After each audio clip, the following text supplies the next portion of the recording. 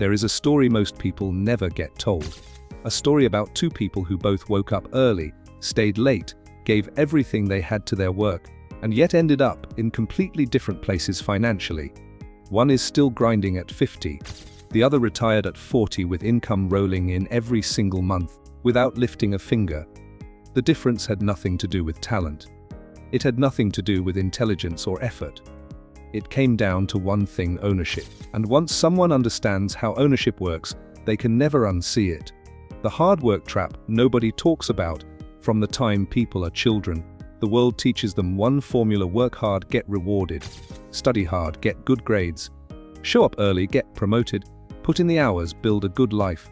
And that formula is not entirely wrong. Hard work matters. Discipline matters. But here is the part that gets left out of the conversation. Hard work without ownership is just renting out time. And rented time has a ceiling. Think about the average professional. They spend 40 or more hours a week building someone else's dream. They generate revenue for a company they do not own. When business is good, the company grows. When business is bad, the company cuts staff. The employee keeps working, keeps showing up, and keeps hoping for a raise. But no matter how many hours they put in, they will never earn more than their salary allows.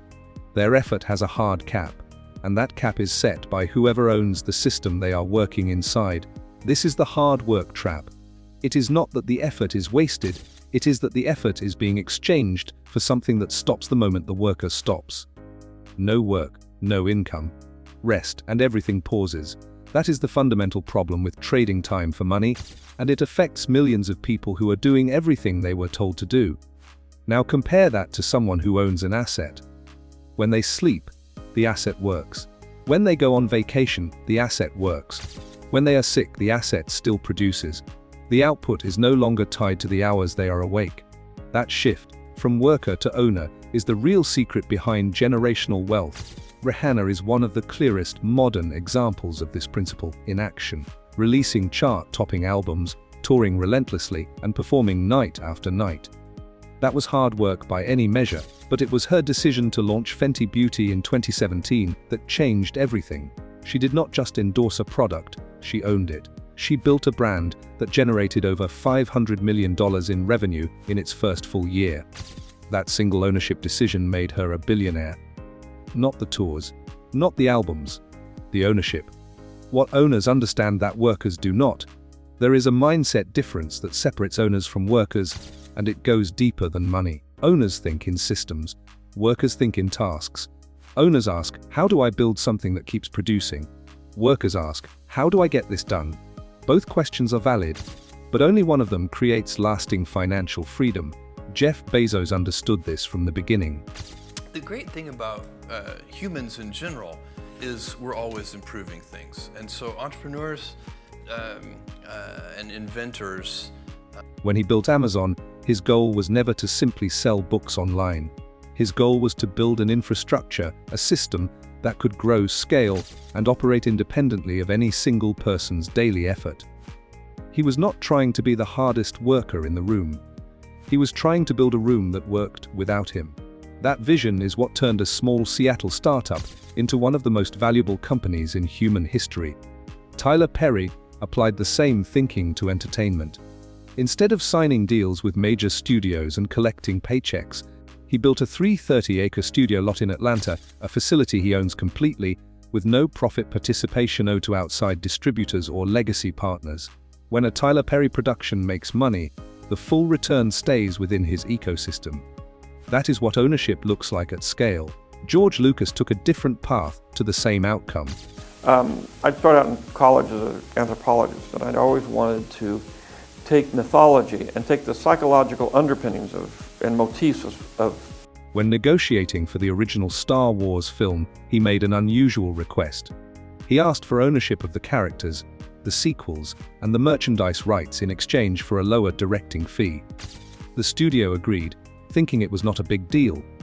Lucas understood something they did not. He knew the real value was not in the paycheck. It was in what he owned. Decades later, he sold Lucasfilm to Disney for $4 billion.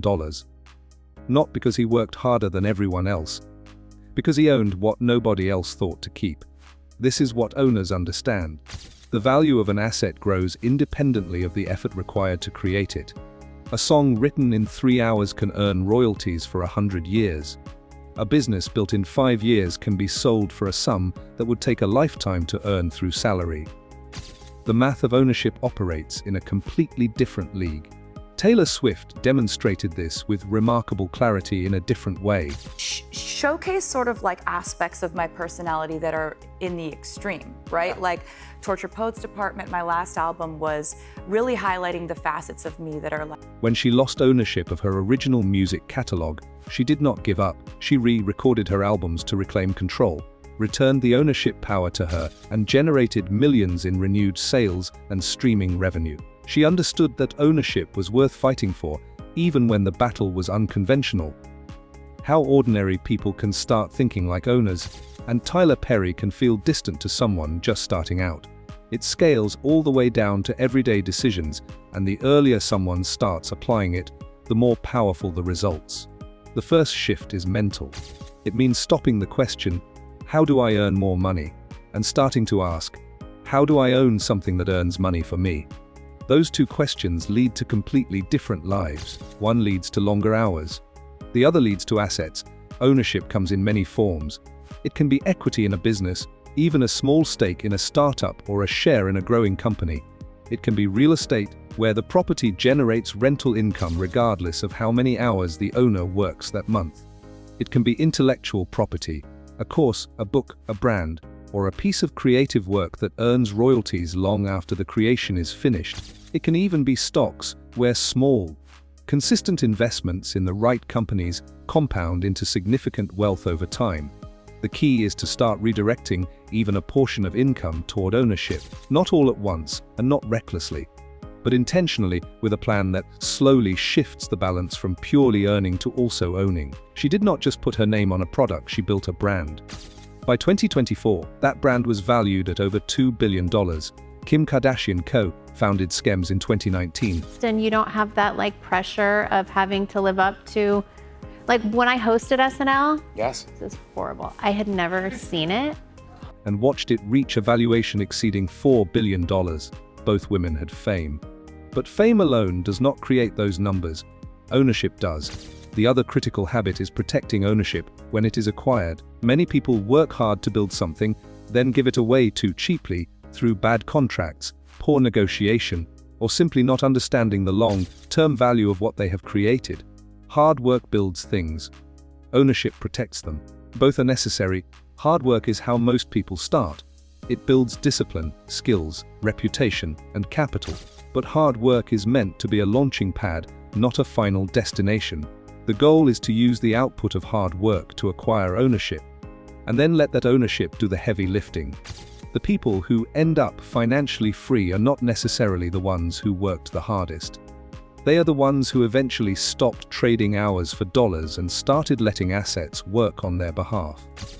They built systems, bought equity, created intellectual property, and held on to what they owned. Hard work starts the journey. Ownership is what completes it.